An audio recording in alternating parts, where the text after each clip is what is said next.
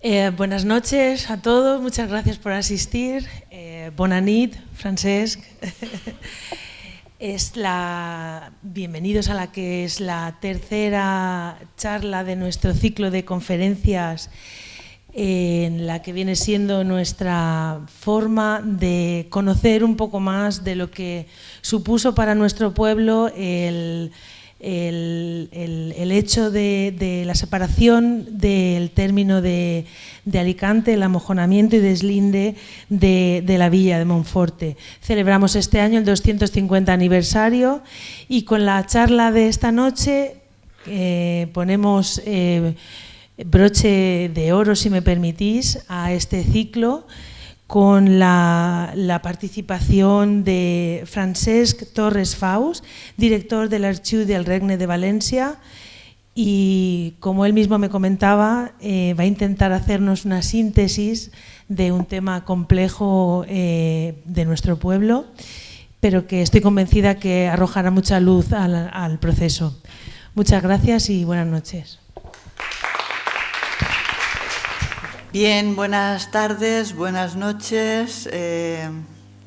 Agradecer su presencia en esta tercera conferencia y culminación, como comentaba Fini, de este punto de encuentro que ha sido el ciclo con motivo de ese amojonamiento al que hoy vamos a dedicar mayor atención.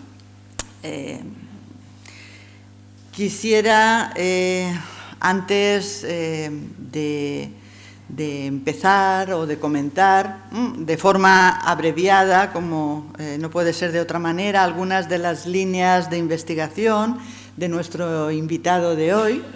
Quisiera agradecer a Francesc Torres el enorme esfuerzo que ha realizado para venir hoy desde Valencia, esta tarde-noche, para estar con nosotros y hablarnos de un tema que conoce muy bien.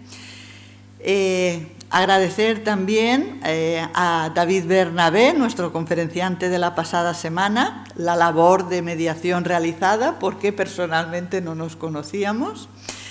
Francesc Torres, como ha comentado la concejala de Cultura, es el director del Archivo del Reino de Valencia, uno de los grandes archivos peninsulares y el mayor en acopio de documentos por lo que a nuestras tierras se refiere. Natural de Carcaixent y formado en la Universidad de Valencia, por la que es doctor en Geografía desde el año 96, año en que defendió su tesis Les divisions administratives històriques i l'ordenació del territori del País Valencià, tesis dirigida por Vicent María Rosselló.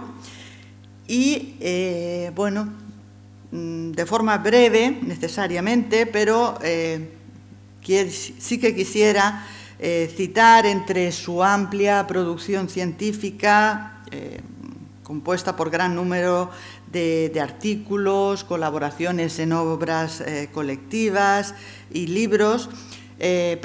Me voy a referir tan solo a alguno de estos libros, en los que a título individual o en colaboración con otros autores ha abordado el estudio del mapa territorial valenciano en diferentes ámbitos geográficos más o menos amplios y en cronologías también variadas, desde la Edad Media hasta prácticamente hasta nuestros días. Entre las obras, entre los libros escritos en colaboración, quisiera destacar el publicado con su director de tesis, con Vicent Rosselló, Jeroni Muñoz y la frontera valenciana amb Castella, 1565-1566, así como también, y por lo que, dado el auditorio, dado el gran número de colegas, amigos que se encuentran hoy entre nosotros, pues también otra obra en colaboración como els Arxius Valencians, guía bibliográfica. En cuanto a los libros de carácter histórico publicados a título individual, quisiera destacar les divisions territorials de la Marina, evolució del mapa municipal valencià, la província de Xàtiva, història d'una il·lusió efímera, d'abril de 1822 a octubre de 1823, o la Valldigna, terme y territori, entre muchos otros. Como han podido comprobar, su producción es muy amplia y el análisis de las divisiones territoriales valencianas, un tema que conoce mejor que nadie. De ahí que hoy venga a hablarnos de Monforte y el amojonamiento del término general de Alacant de 1757-1775. Gracias, Francesc, y todo tuyo. Muchas gracias, Mari Carmen. Bueno, como ya se ha comentado, el hecho de que yo esté aquí es porque en su día pues, hice la tesis doctoral sobre las divisiones territoriales valencianas y tuve la oportunidad de trabajar en el archivo municipal de Alicante, de Alacant, y fue allí donde conocí pues, a la mayoría de los profesores de la Universidad de Alicante de Historia, entre ellos David Bernabé, nos conocimos allí y luego pues por gajes del oficio y por trabajar en el Archivo del Reino, pues hemos continuado en contacto. Quiero agradecer, por tanto, a los organizadores que me hayan invitado y quiero aprovechar también para animar a Inma Mayor, que está convaleciente y no ha podido estar, nuestra amiga, que espero que se recupere pronto y bien. Voy a comenzar, yo voy a tratar de explicar el contexto y varios conceptos básicos para entender qué es lo que ocurrió en Monforte en 1775. Quiero comenzar diciendo que los municipios, como persona jurídica, no han existido siempre. En Europa y en el Reino de Valencia nacen y se consolidan a partir del siglo XIII. Otra cosa que es importante que tengamos en cuenta todos es que la actual Ley 7/1985, reguladora de bases del régimen local, define el municipio como una entidad formada por tres elementos: el territorio, la población y la organización. En el antiguo régimen puede darse el caso que falte uno de estos tres elementos, como el territorio o la población, y que la organización del municipio se limite a una ficción de persona jurídica. Puedo poner muchos ejemplos, pero creo que no vendría al caso, pero sí que existen pues, municipios que sencillamente no tienen término municipal y el municipio funciona por las tierras que eran propiedad de los habitantes de ese municipio, que aparecen en los padrones de tierras. Cuando hablamos de padrones de tierras o cabreves de tierra, estamos hablando de la Corona de Aragón. En Castilla no existe nada de esto. Entonces, claro, no hay un término municipal. Hay una propiedad de tierra aquí y otra puede estar a 20 kilómetros. O sea, no se sabe, no hay un término. Luego hay casos de municipios que se despueblan, pero claro, el señor no quiere perder la municipalidad, no quiere perder el señorío. Entonces, ¿qué ocurre? Los terratenientes forasteros que tienen tierras en ese término municipal se reúnen una vez o dos al año, cuando es necesario, y resuelven los problemas de ese territorio. A veces se nombra un justicia, a veces se nombra un jurado y es una ficción para continuar con el municipio hasta que se vuelva a repoblar. En fin, esto, como he dicho, puedo poner muchos ejemplos, incluso algunos que han perdurado hasta años recientes. Por ejemplo, cuando en el siglo XIX, ya en época liberal, cuando Torrevieja, Santa Pola o San Miguel de Salinas se independizan, claro, los terratenientes de Orihuela y Elx, pues no, que se negaron a darles término municipal. Y entonces funcionaron limitados al término municipal estrictamente de la población. No tenían... Y entonces eso perduró incluso hasta después de la guerra. O sea, por eso digo que no estamos... Lo que pasa es que son temas que aparentemente no se les da importancia, pero la tienen y muchísima. Y luego ya comentaremos. Para empezar también, aparte de esta primera introducción, hay que hacer una primera distinción entre término general, que es solo jurisdiccional, y término particular, jurisdiccional y fiscal. Esto ocurre sobre todo en los grandes municipios, las grandes ciudades, las grandes villas. Ciudad de Valencia, Alicante, Xàtiva, Orihuela. El término siempre hace referencia a una delimitación territorial jurídica. Es el término municipal de una ciudad o una villa. Se demarcaba con mojones de argamasa y allí se ejercía la jurisdicción ordinaria. Es lo que en la documentación aparece como terme termenat. Entre esos mojones de argamasa había otros mojones que se llamaban monjoyas, que eran estrictamente de piedra. Aparte del término existe el territorio. El territorio tiene como finalidad delimitar unas tierras con un determinado objetivo. Jurisdicciones inferiores, fiscal, de pastos, eclesiástico, etc. Este se delimitaba con fitas, con hitas, como una propiedad privada. Os voy a poner un ejemplo, bueno, dos ejemplos en concreto. Un pleito de 1360 entre la villa de Alzira y la baronía de Tous, que dice, traduzco, cuando habla de la villa de Alzira, dice con el término de aquella, pero cuando habla de los lugares incluidos en los términos de Alzira, los designa por el término territorio, que están dichos lugares dentro del término particular de la dicha villa. O sea, cuando era una jurisdicción inferior, lo equiparaban a una propiedad privada. Otro ejemplo, ya más cercano, es el siglo XVIII. En 1758, los comisionados de la ciudad de Alacant, Joan Rovira y Francesc Verdú, síndicos, en relación con Agost, dicen literalmente en el proceso de delimitación del término general.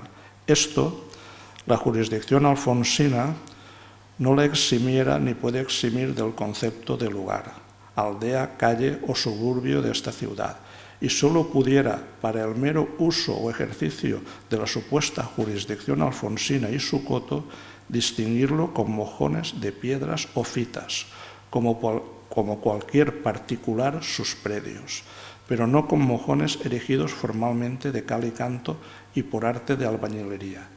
Y esto, según se va insinuando, para el uso restrictivo de la pretendida alfonsina y no por lo respectivo a pastos y usos comunes del término general de esta ciudad, sus vecinos y moradores, que por semejantes medios no pueden perjudicarse. O sea, esto ya afecta directamente a Monforte.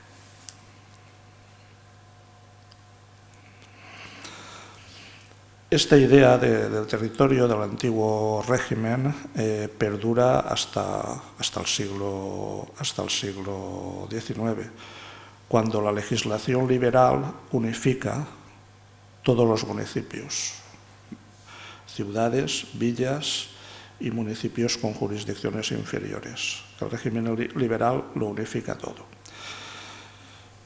Y esto se ve perfectamente en un decreto de las Cortes de Cádiz de 7 de octubre de 1812, que se publica precisamente porque unos meses antes se habían prohibido los señoríos jurisdiccionales y nunca más se vuelven a recuperar. Entonces, en la mayoría de las poblaciones eran de señorío jurisdiccional. Entonces, claro, el señor pierde sus funciones jurisdiccionales, pero claro, queda el señorío territorial y queda la población. Alguien tiene que administrar justicia el municipio tiene que seguir funcionando. Entonces, el decreto lo dice muy claramente, sobre todo las demarcaciones territoriales, que los alcaldes constitucionales que se nombraren tendrían que continuar ejerciendo la jurisdicción civil y criminal, no por mandato del señor, sino ya como alcaldes constitucionales en el territorio o término jurisdiccional que antes tuviesen señalado. Y en su defecto, si no tenían término municipal, como las ciudades y villas, en el término alcabalatorio, que era el fiscal, y no teniendo en el dezmatorio, o sea, el territorio de la parroquia, o bien de pastos, un bobalar o una dehesa, o de cualquier denominación que sea. O sea, los políticos liberales tenían muy claro lo que había ocurrido en el antiguo régimen y querían resolverlo. Y por eso publican este decreto con vistas a unificar todos los criterios. Otro tema, aparte del término y el territorio, que es muy importante conocer, es el tema de las jurisdicciones inferiores. Yo creo que de esto igual David ha hablado ya y tal, y me repito algunas cosas, pero bueno, hay que conocerlo porque tuvo muchísima importancia. La principal jurisdicción inferior es la jurisdicción alfonsina, que fue desconocida por la historiografía hasta los años 70 del siglo XX. Los trabajos de Silvia Romeu y de Primitivo Pla Alberola. Con ella, con este tipo de jurisdicción, se evitaba la segregación total de muchos lugares de realengo y señorío de los términos generales de las ciudades y villas. La justicia era competencia del rey y era considerado como su función principal, aunque siempre la delegaba a los justicias locales o bien se la concedía a los señores de territorio. Entonces, vemos que el justicia es la principal magistratura de los municipios valencianos y presidía las reuniones del Consell Municipal, aunque no tenía competencias políticas y administrativas. Hay que tener en cuenta que nos encontramos en el antiguo régimen, todavía no se ha producido la Revolución Francesa, todavía no se ha hecho la separación de poderes, político, legislativo y judicial, y la mayoría no. Todas las instituciones ejercían indistintamente los tres poderes. Bueno, pues a partir ya de la Revolución Francesa y tal, con los gobiernos liberales, esto se va limitando. Entonces, ese es el problema de que el justicia, a partir del siglo XIX, que es el antecedente del actual alcalde, deje de realizar funciones judiciales y se limite solo a las funciones políticas y administrativas. La jurisdicción alfonsina se crea en las Cortes de 1329 por Alfonso el Liberal y supone la creación de un justicia subordinado al justicia de la ciudad o villa, que tiene toda la jurisdicción civil y una parte de la jurisdicción penal, siempre que no comporte mutilación, pena de muerte o castigo de más de 100 azotes, y no podían interrogar ni dar tormento a los acusados. Administrativamente, la jurisdicción alfonsina tiene otras implicaciones que no dice el fuero, pero que de hecho funcionaba así.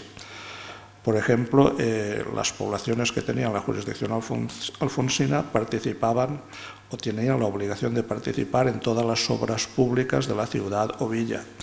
Los pastos y los bosques eran comunes.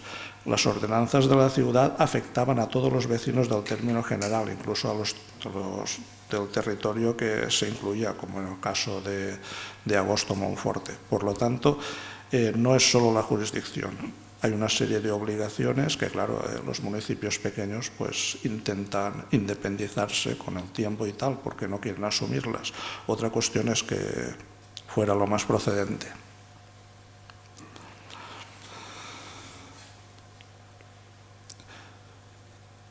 Además, la jurisdicción alfonsina tiene una característica que se concedía a todo señor de vasallos que tuviera vasallos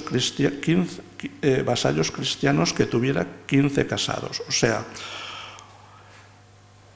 una población con 15 casas, 15 casados, podía pedir automáticamente la jurisdicción alfonsina y convertirse en municipio. Y en el caso de Mudéjares, el límite bajaba a 3 casados en lugares de realengo y 7 casados en lugares de señorío, con lo cual 7 casas de Mudéjares se podían constituir perfectamente en municipio. ¿Qué ocurre? Esto facilita, favorece la creación de municipios en el Reino de Valencia, de forma exponencial. Evidentemente, este tipo de jurisdicción favorece la repoblación de las comarcas valencianas. Y se daba el caso de que un propietario de tierras que las repoblase, se construía 15 casas exigidas por el fuero y se convertía automáticamente en señor de vasallos con la jurisdicción alfonsina. Como he dicho, fue un fuero muy importante. Y hay que tener en cuenta que 2/3 partes de los actuales municipios valencianos tienen su origen en la jurisdicción alfonsina.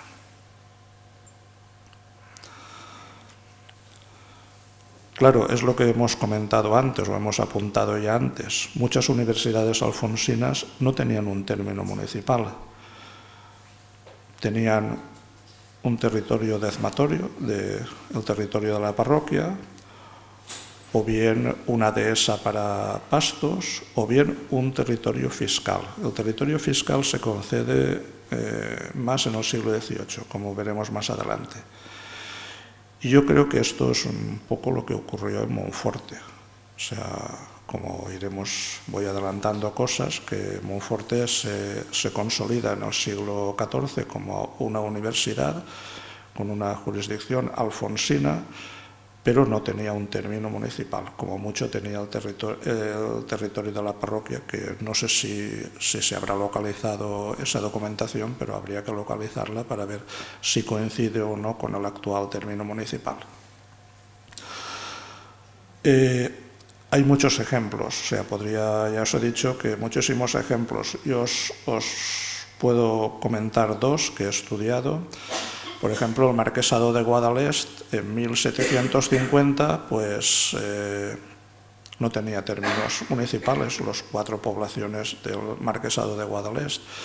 Y entonces, en 1750, se les demarca un territorio fiscal a las 4 poblaciones, que luego, con el paso del tiempo, ese término fiscal se convertirá en municipio. Y en el caso de Guadalest es que podemos comparar las consecuencias que implica la demarcación del término, porque tenemos la información de 1749 y de 1750, cómo se organizaban los propietarios antes de la partición del término general y después de la partición del término general. Con lo cual yo me acuerdo que porque en los años 80-90 del siglo pasado se hicieron muchísimas tesis doctorales y trabajos de investigación sobre estructuras de la propiedad de la tierra. Y claro, yo cuando consulté esta documentación me planteé un problema metodológico. Cuando se está comparando la estructura de la propiedad de la tierra de un municipio del siglo XV, XVI, XVII y se compara con datos actuales, realmente estamos comparando el mismo territorio. Claro, eso nadie se había planteado el tema y muchas veces no estamos comparando el mismo territorio. En fin. Otro caso es el vizcondado de Chelva, que este es un caso paradigmático porque yo creo que debe de ser, si no el último, casi, que se delimitan los términos, el término general. Y además es un señorío muy extenso de la comarca de la Serranía y se delimita a fines del siglo XIX. Y entonces la documentación dice cómo se organizaban, o sea, las poblaciones, los municipios, o sea, no tenían, al no tener, como mucho había alguna delimitación de la parroquia, ellos se basaban, tenían su padrón de tierras y ellos cobraban los tributos a los vecinos de esa población, independientemente de que tuvieran sus propiedades al lado del pueblo o a 15 kilómetros, les daba igual. Llega un momento que los cambios de propiedad, herencias y tal, acuerdan fosilizar el libro Padrón de Riqueza en una determinada fecha, y si había cambios, ese cambio pagaba la población. Y finalmente ya llegan a finales del siglo XIX y tienen que demarcar los términos municipales porque era imposible continuar con esa administración tan caótica. O sea que no son casos extremos lo que ocurre en Monforte, o lo que pensamos que ocurría en Monforte en esos momentos no es un caso aislado, era lo habitual en el Reino de Valencia. Para que os hagáis una idea de qué era lo que esto suponía, os he puesto un par de ejemplos, uno europeo y uno valenciano. Esto que veis es real, es la frontera actual entre Bélgica y los Países Bajos, es un tramo. Es un municipio, o Barle, que no se ha demarcado un coto redondo, se conserva tal como en la Edad Media. Como veis, hay enclaves.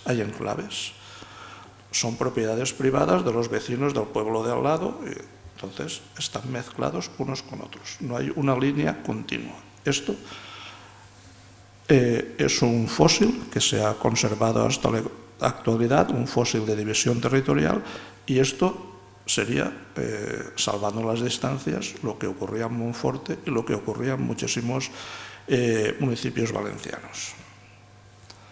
Esto es lo mismo, más ampliado. Veis que hay enclaves, 20 enclaves de un municipio y 10 del otro, metidos uno. Y esto existe, esto es actual, esto lo podéis consultar por internet. Pero ahora os voy a poner otro ejemplo valenciano que perdura actualidad. Esto en algunas comarcas, el Bajo Segura, la Costera y en algunas zonas de la Huerta de Valencia, continúan municipios con enclaves que tienen su origen en la época medieval.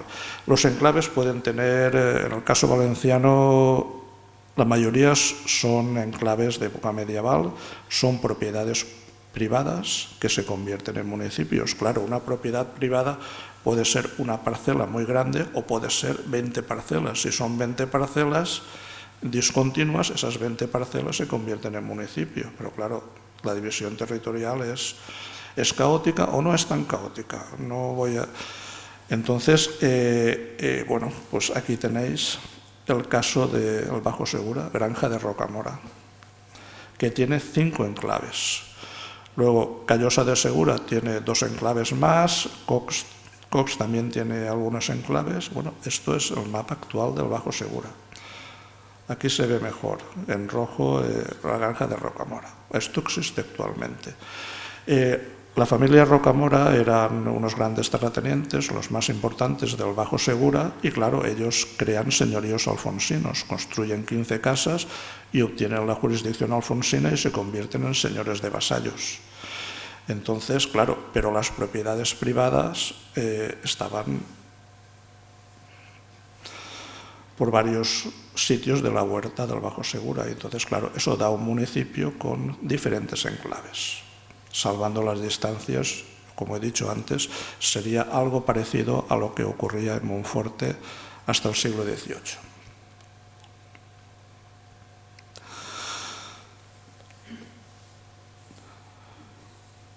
Y he comentado antes que las jurisdicciones inferiores, sobre todo la jurisdicción alfonsina, han condicionado el actual mapa municipal valenciano. Y explica, por ejemplo, que el hecho municipal tenga muy importancia en el País Valenciano, muy diferente, por ejemplo, a las comunidades castellanas vecinas.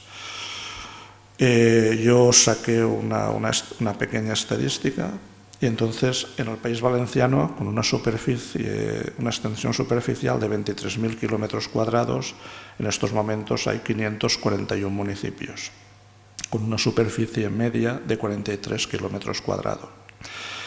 En cambio, la provincia de Murcia, que tiene una extensión superficial que es la mitad del País Valenciano, solo tiene 44 municipios, con una extensión media de 257 kilómetros cuadrados. O sea, los municipios murcianos son 5 veces, los términos municipales son 5 veces más extensos que los valencianos.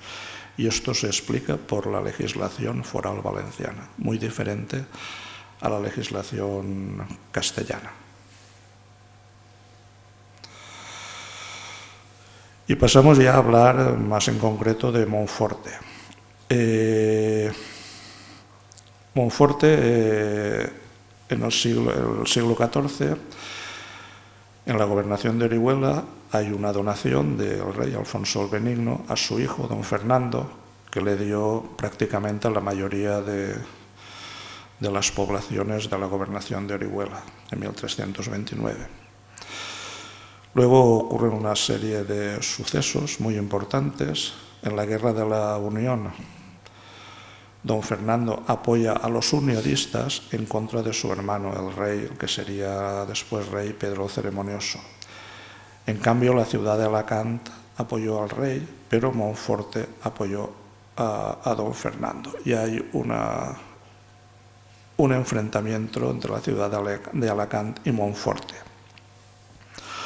8 años después se produce otra guerra entre la Corona de Aragón y Castilla, entre 1356 y 1366, y parece que fue en esos años, es que yo creo que es un tema que habría que investigar porque aclararía yo creo que muchas cosas, fue en esos años cuando don Fernando, el hijo del rey, el hermano del rey entonces, concedió a Monforte el privilegio de villa, posiblemente en 1356. Pero ¿qué pasó? Monforte en la guerra tomó partido por los castellanos y esto sería considerado como una traición y le costó muy caro. Monforte perdió el privilegio de villa cuando se terminó la guerra y la ciudad de Alacant reivindicó su antiguo término general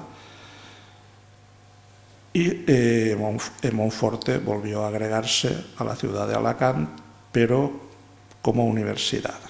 Es lo que toda la documentación habla de oficiales municipales. Por lo tanto, la municipalidad, cuando hablo de universidad, estoy hablando de municipio. En la Corona de Aragón, los municipios, en el Reino de Valencia, se llama universidad. Universidad tiene el significado de comunidad. Comunidad de vecinos. Lo que ocurre es que actualmente se ha quedado solo como comunidades de estudiantes o como comunidad de enseñantes. Pero el concepto de universidad significa municipio. Hay dos conceptos, o cuatro. Tenemos por una parte las ciudades y villas, que como he dicho anteriormente tienen la jurisdicción ordinaria, la jurisdicción suprema, y luego por debajo están los municipios inferiores, que son, en valenciano se llaman lugares, llocs. Pero hay lugares de señorío, que era la mayoría, y lugares de por sí. Los lugares de por sí, que no son de señorío, sino son de realengo, son los que normalmente la documentación llama universidades, porque solo tenían, diríamos, el ayuntamiento. Ellos daban más importancia a la jurisdicción que al ayuntamiento. Por eso hablan de universidad, de ayuntamiento, porque da la impresión de que las jurisdicciones inferiores la consideraban, la despreciaban, la consideraban de segunda y eran municipios inferiores. Y entonces es un poco, por eso creo yo que se le llama universidad y no de otra manera, porque primaba la administración, no la jurisdicción. Y luego finalmente una sentencia ya de 29 de octubre de 1369 dejó a Monforte a perpetuidad en el término general de Alacant. No es un caso aislado, no es un caso aislado. Como consecuencia de la guerra de Castilla, todas las poblaciones que se rindieron a los castellanos sufrieron represalias. En el caso de la ciudad de Valencia se agregaron el Puig, Cullera y Morvedre, que es la actual Sagunt. En el caso de Morvedre funcionó como una universidad hasta el siglo XIX, o sea, el castigo fue muy duro. O O sea, la ciudad de Valencia no soltó la jurisdicción de Morvedre, de Sagunt, hasta el siglo XIX, hasta los gobiernos liberales. Otro ejemplo más cercano es el de Guardamar. Guardamar también se rindió a los castellanos y se agregó a Orihuela en 1364. Conserva, igual que Monforte, la universidad, pero solo volvió a conseguir el privilegio de villa en 1692. Y de hecho ya aparece en el Salón de Cortes del Palacio de la Generalitat, ya aparece el representante de Guardamar. Bueno, estos son fotos del ayuntamiento de...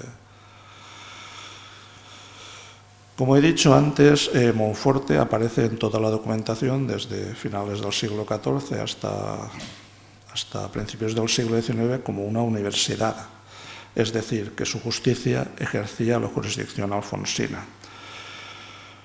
No hay un privilegio de universidad como tal, por lo que suponemos que se reconoció el hecho consuetudinario, ya que tenía el precedente de la creación de la villa de Monforte en 1356. Hay un documento de los pocos que se han conservado de esa época, de 1367, que habla de los fieles nuestros, los jurados, prohombres y universidad del lugar de Montfort. Por lo tanto, si en 1367 ya se reconoce la existencia de la universidad y de jurados, quiere decir que se había conservado la municipalidad, pero con jurisdicción alfonsina y dentro del término general de Alacant.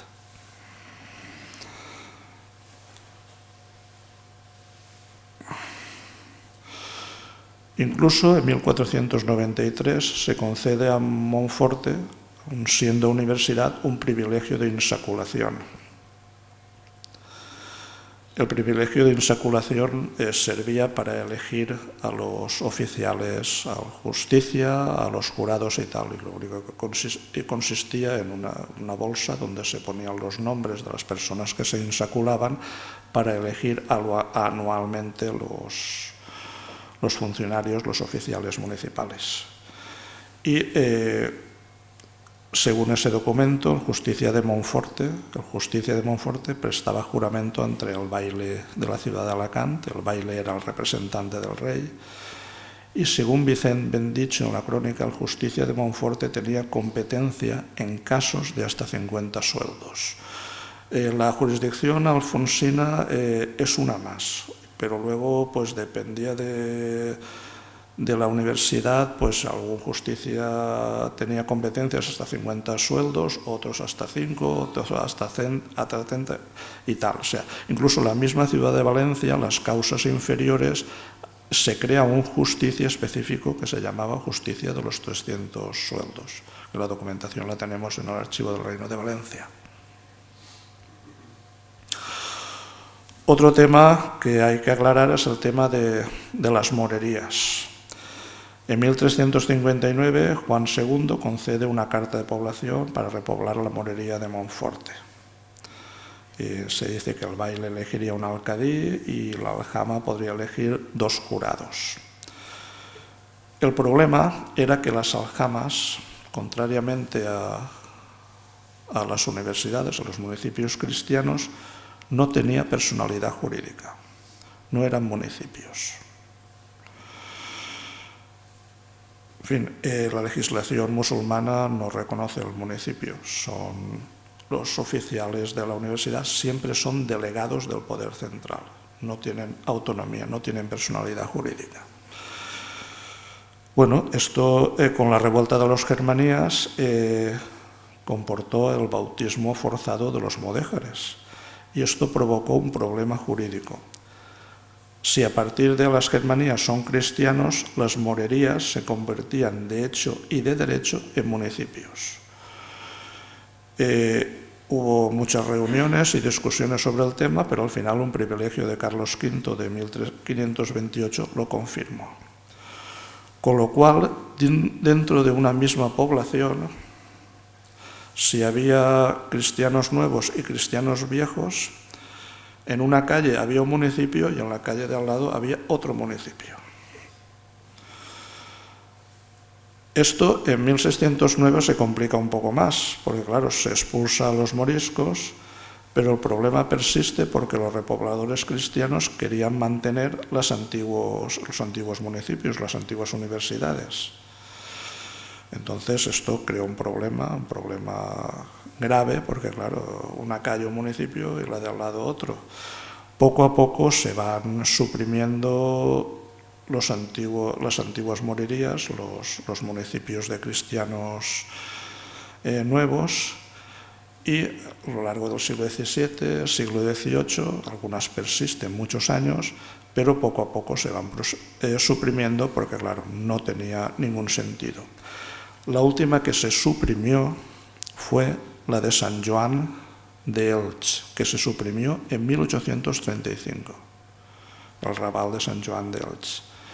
Y de hecho en el Archivo Municipal de Elx se conservan los libros de actas y toda la administración de la antigua morería de Elx, pero como municipio ya del antiguo régimen, normal y corriente, ¿no? ¿Qué pasó en Monforte? No lo sabemos, pero yo dejo abierto el tema porque, claro, si hay una morería, se pudo dar el caso también de que en el siglo XVI incluso convivieran dos municipios. El hecho de que el archivo municipal se conserve en actas municipales, pues a lo mejor podría ayudar a aclarar un poco este tema. Bueno, esta es la morería, la calle. Y ahora voy a explicar un poco cómo se realiza la delimitación de Monforte y el contexto que lleva a la delimitación de 1775. Se debe entender dentro del marco del proceso de recuperación del patrimonio real de la corona del siglo XVIII. En la corona de Aragón se había conservado muchísimo patrimonio real y en el caso concreto del Reino de Valencia el que más patrimonio se había conservado porque fue el último reino en conquistarse y el rey se reservó muchísimo patrimonio, tierras, casas, regalías, derechos, aguas, todo. En la corona de Castilla el patrimonio real había desaparecido por las guerras internas de Castilla, pero en la corona de Aragón se había conservado y en el caso del Reino de Valencia mucho más. En el siglo XVIII claro, la corona manda que se revise todo el patrimonio real para recuperar pues, todas las rentas económicas que percibía. Entonces son las necesidades financieras de la corona las que explican este proceso de recuperación del patrimonio real. También coincide con un crecimiento espectacular de la población, sobre todo en el Valle del Vinalopó. Se están roturando nuevas tierras, se está excediendo el regadío y se están introduciendo nuevos cultivos. Para que veáis un poco, os he puesto algunos ejemplos de la importancia que supone la recuperación del patrimonio real. Durante la época foral, el encargado del patrimonio real era el baile general. Luego, a partir de 1707, se sustituye por un oficial castellano, que es el intendente.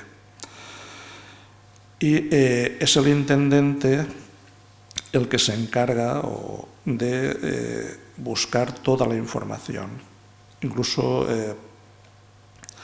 está el tratado tenéis aquí dos tratados, el de Vicent Branchat y el de Villarroya, sobre regalías del Real Patrimonio y regalías del Maestrazgo de Montesa. Esto se publicó incluso en su época, se publicó y luego se ha vuelto a publicar en edición facsímil. Y bueno, hay una información riquísima sobre el Real Patrimonio valenciano. Luego tenéis también los trabajos de Canga Argüelles. De la importancia de la recuperación del patrimonio real tenemos dos ejemplos muy concretos. Por debajo del intendente estaba el contador general. A principios del siglo XIX hay dos contadores generales, Martín de Garay y Canga Argüelles, que trabajan en Valencia, que trabajaron muchísimo en el archivo del reino buscando información y que llegaron a ser los 2 ministros de Hacienda.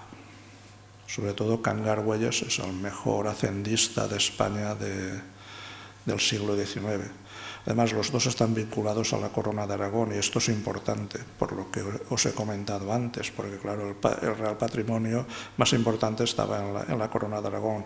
Martín de Garay era aragonés y Cangar Güelles, aunque era asturiano, vivió muchos años en Zaragoza y luego vino a Valencia y se casó en Valencia, con lo cual él conocía perfectamente la casuística valenciana del Real Patrimonio.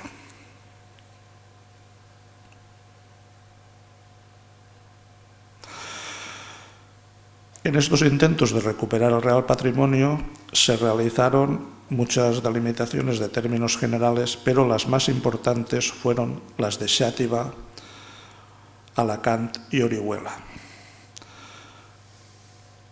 Xàtiva y Alacant, por diferentes motivos, no pudo realizarse toda la delimitación y toda la recuperación del Real Patrimonio, pero en el caso de la ciudad de Alacant sí que se consiguió.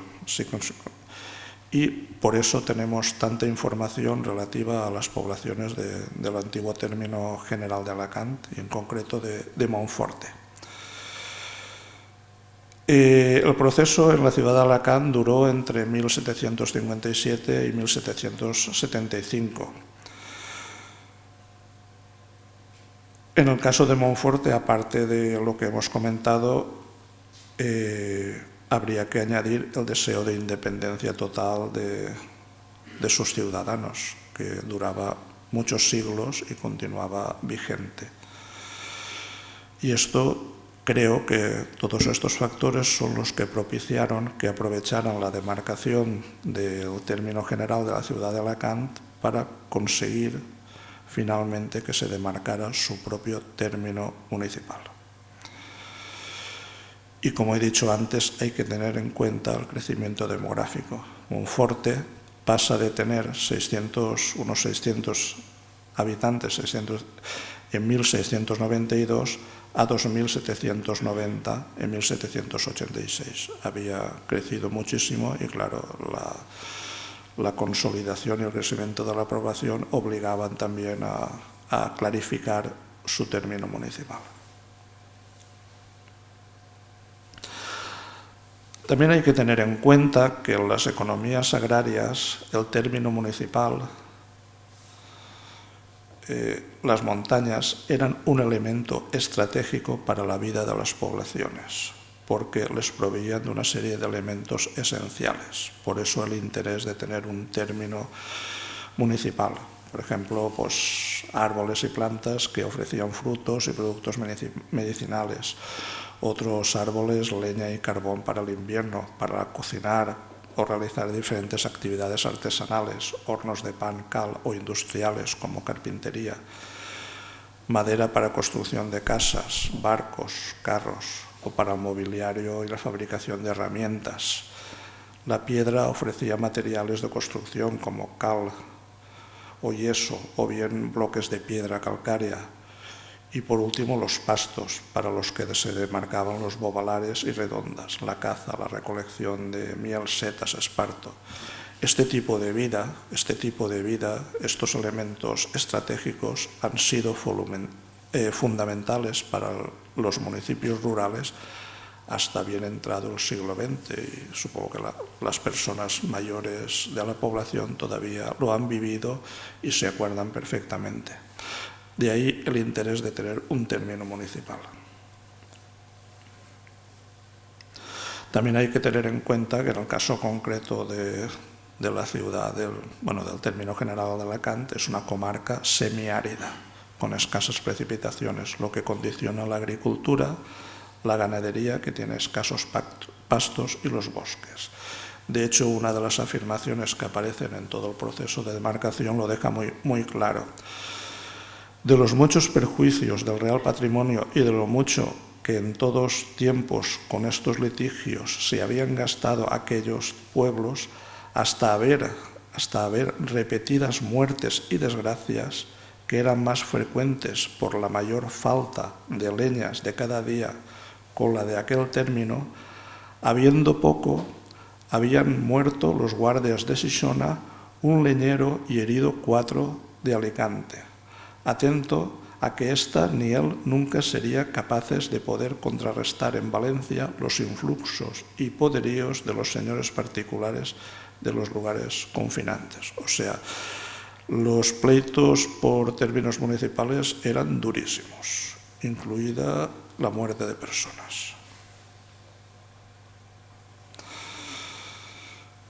Como he dicho antes, se ha comentado, el proceso de amojonamiento se conserva en el Archivo Municipal de Alacant y consta de 16 volúmenes más algunos otros, algunos de los cuales tienen más de 1000 folios.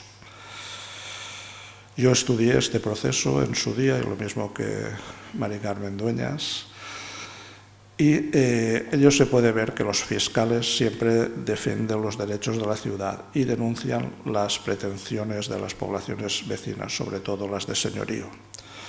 Hay precedentes, hay un montón de precedentes, pero en el siglo XVIII el Cabildo Eclesiástico de Alacant pidió la delimitación del dezmario, ya que los vecinos de Monforte, Agost y Elx defraudaban el diezmo eclesiástico y se lo llevaban a su parroquia. Aquí tenéis el libro dedicado a la delimitación de Monforte. El pleito comienza en mayo de 1757, cuando la ciudad de Alacant presenta una petición al Consejo de Castilla para demarcar su término general.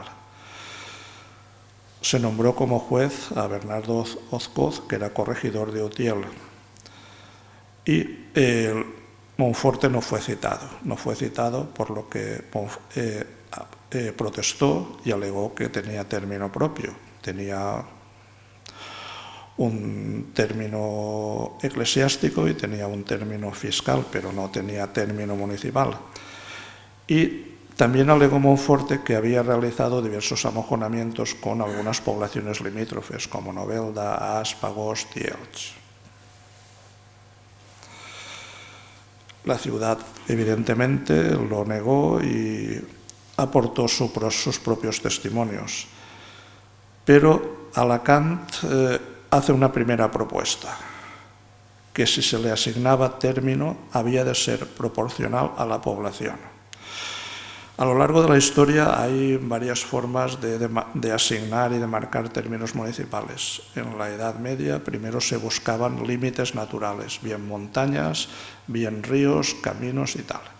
Luego en el siglo XVI comienza, por influencia de la Universidad de Valencia, se demarcan términos municipales con criterios, diríamos, geométricos. O sea, se demarcaba de la última casa de la población a la primera de la siguiente. Se hacía una línea recta y luego bien 2/3 o 3/4 partes se destinaban a una población y el resto a la otra.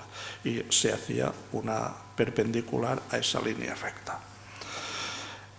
Así se demarcaron algunos términos, como el de San Joan y Mutxamel, se demarcaron de esta manera, y en el Bajo Segura, por lo menos, Almoradí y Callosa, se demarcan de esta manera, por influencia de los profesores de matemáticas de la Universidad de Valencia. Luego ya en el siglo XVIII hay un criterio nuevo, que son criterios de proporcionalidad, bien de la población o bien económicos. Se valoraban las propiedades, las tierras de secano, de regadío, los bosques, y se intentaba repartirlas proporcionalmente entre las dos poblaciones. Por eso la ciudad de Alacant pide este criterio, porque era el que se utilizaba en el siglo XVIII, aparte de que era más favorable para ella, porque claro, la ciudad de Alacant tenía muchos más habitantes que Monforte, y claro, ella salía beneficiada.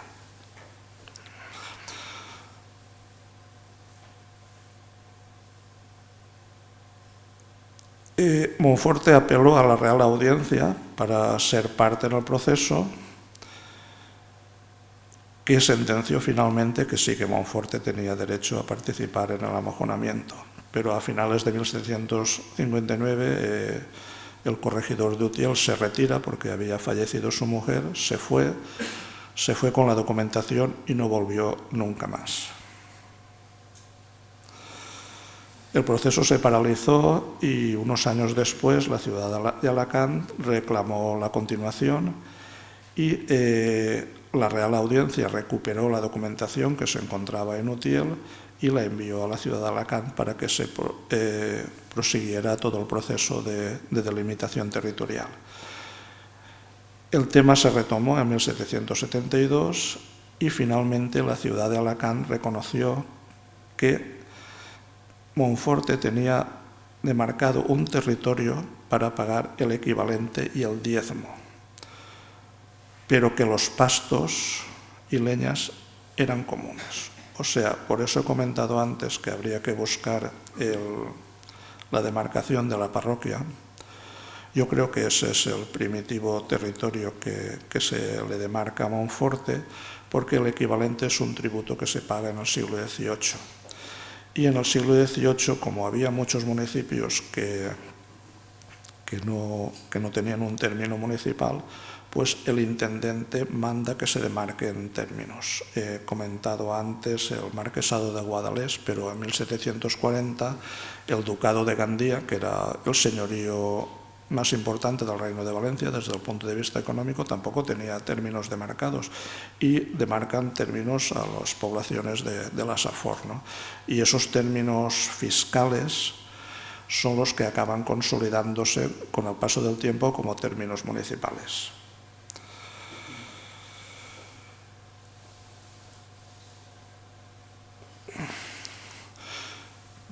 Por supuesto, las dos partes hacen una propuesta de término municipal. Monforte hace su propuesta y la ciudad de Alacant realiza otra propuesta. En un principio, la ciudad de Alacant intenta reservarse una faja de tierras entre Monforte y Agost, de forma que Monforte y Agost en un principio no delimitarían, ¿no? Pero la sentencia definitiva de 12 de junio de 1775 demarcó por primera vez el término municipal de Monforte, proporcional, como dice, a su vecindario, según el juez. Y el juez también mandó que continuara la mancomunidad de pastos con la ciudad de Alacant. Y de hecho la demarcación de 1775 es la que se ha conservado hasta nuestros días. Lo que quiero es que entendáis que los términos generales son un precedente o funcionaban como las actuales mancomunidades de municipios. Hay servicios que los municipios pequeños no pueden ofrecer y entonces, pues, primero las jurisdicciones inferiores evitaban las segregaciones de términos, pero al mismo tiempo mantenían una serie de cuestiones como los pastos, los bosques y tal, que en el caso del campo de Alacant, que es un clima semiárido con escasos pastos y escasos bosques, pues evidentemente esto favorecía la continuación de muchos servicios que de otra forma acababan perdiéndose. Aquí tenéis, este mapa es de Mari Carmen Dueñas y lo he sacado, no sé si lo veréis muy bien, pero se ve la demarcación que propone la ciudad de Alacant, la que propone Monforte y al final se busca una solución mixta con término medio favorable a las dos partes. Monforte limita ya con Agost y solo la parte más meridional es la que delimita con la ciudad de Alacant. Aquí tenéis la serie de mojones y este es el mismo mapa un poco más grande.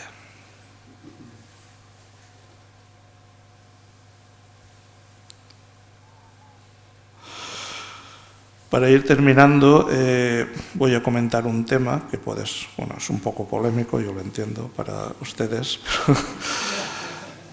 Novelda y Monforte tenían, cuando se produce la delimitación, tienen una delimitación muy poco clara, igual que los territorios donde no se han demarcado términos. El único punto de referencia que tenían las dos poblaciones, como he comentado antes, eran los libros padrones de tierras.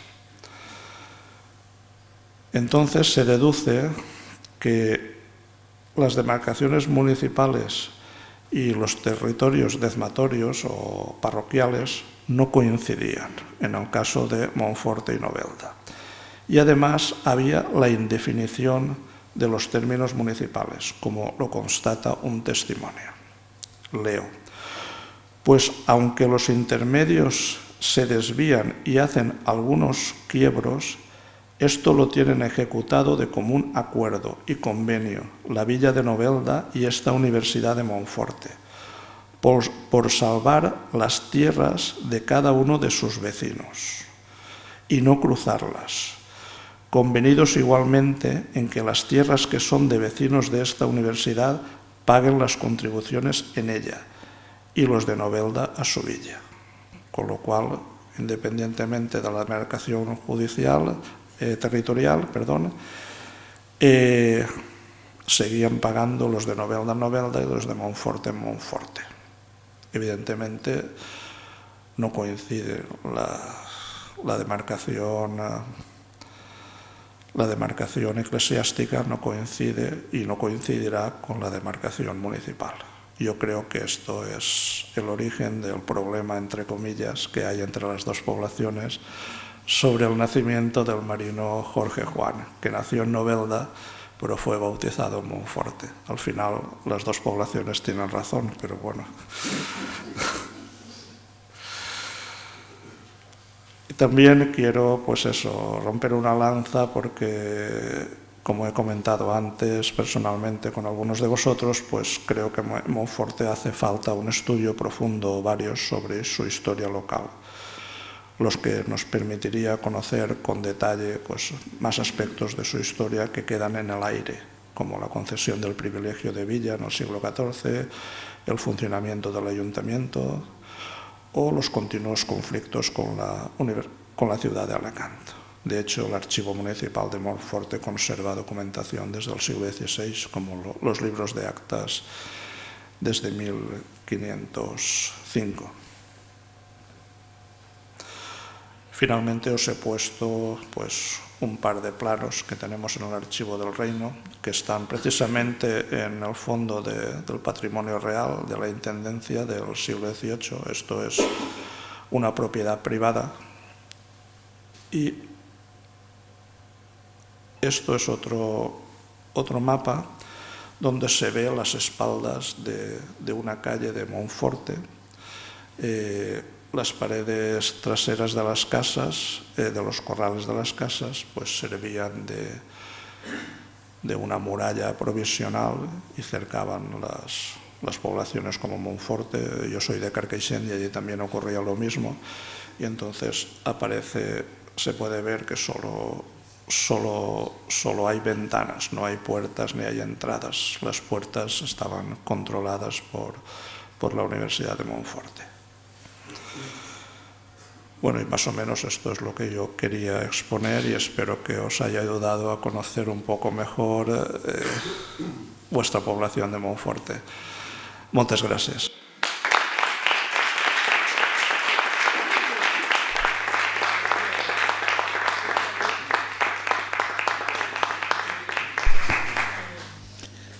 Muchas gracias, Paco, por este apretado resumen de tantas y tantas cosas como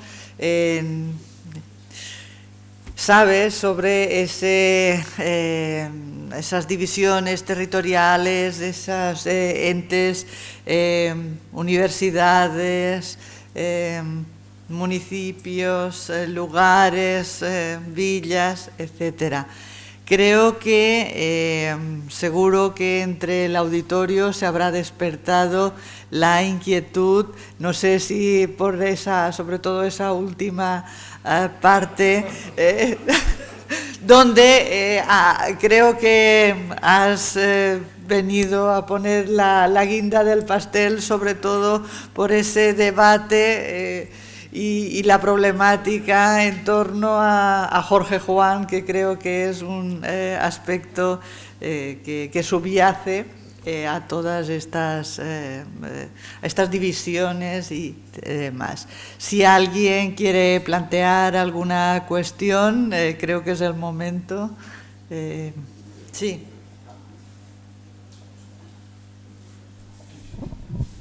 Gracias. Sí, me ha llamado la atención de que en los acuerdos y preacuerdos entre Alicante y Monforte a la hora de determinar los términos correspondientes a cada población, hasta el final parece ser que los pastos estaban compartidos, formaban parte de la mancomunidad, ¿no?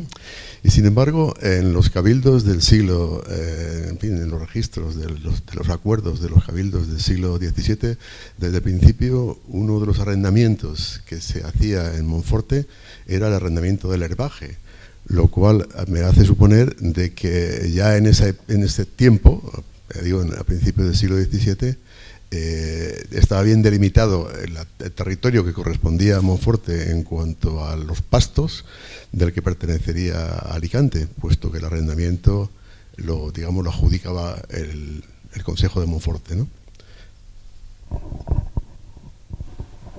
Bueno, la demarcación de pastos no tiene por qué coincidir y de hecho no coincidían con todo el término municipal o el territorio, ¿no? En este caso, ¿no?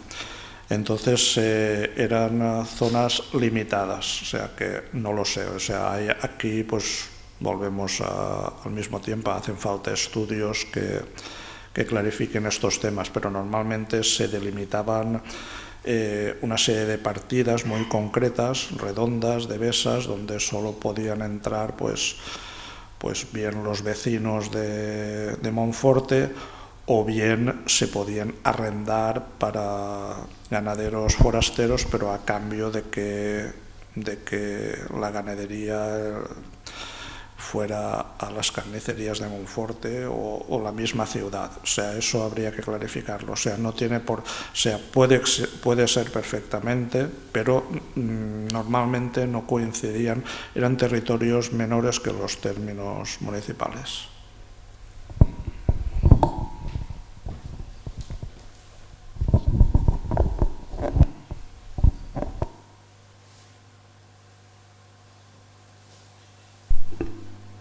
¿Alguna cuestión más?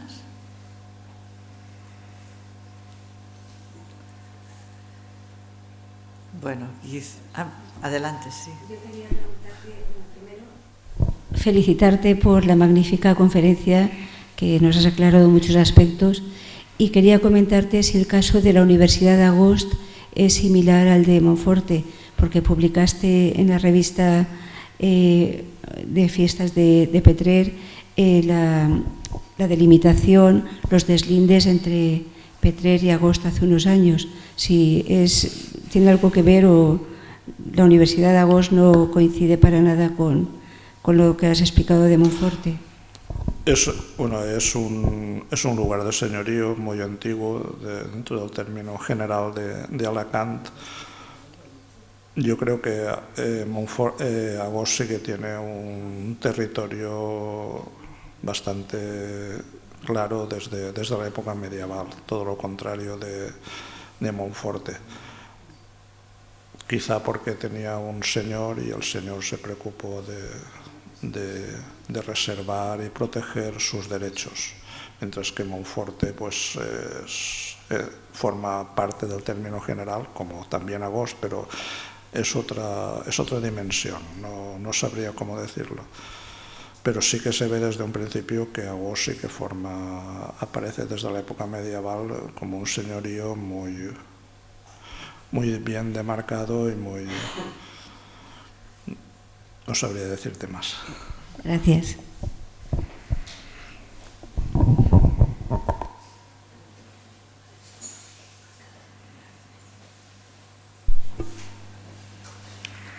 Si no hay más cuestiones, pues de nuevo agradecer la iniciativa por parte del consistorio, del archivo, del museo, José David, y bueno, pues mi felicitación. Creo que ha sido una buena decisión y que bueno, pues la asistencia a estas jornadas, a estas conferencias, así lo prueban. Reiterarte el agradecimiento por haber cerrado el miniciclo y bueno, pues gracias a todos y esperemos que haya más iniciativas de esta índole.